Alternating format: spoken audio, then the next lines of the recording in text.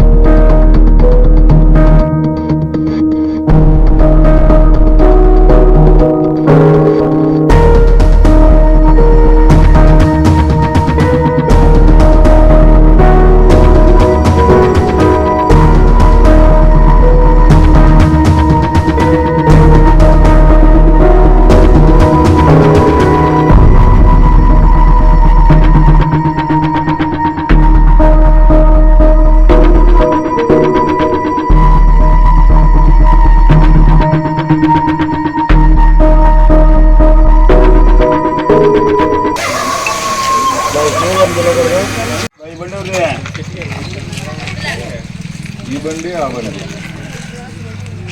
బండికి నంబర్ ఎందుకు లేదు? ఓకే, ఎస్టీ కాలం నంబర్ అవసరం లేదు. పెడుతున్నారు నంబర్ లేకుండా దొంగతనాలు చేస్తున్నారా? నంబర్ బ్లాక్ అయిపోయిందా? అదే ఫోన్ నంబరా ఏంటి? గంజాయి విక్రయాలు మరియు అక్రమ రవాణాకు సహకరించమని యువతను గంజాయి మత్తు నుంచి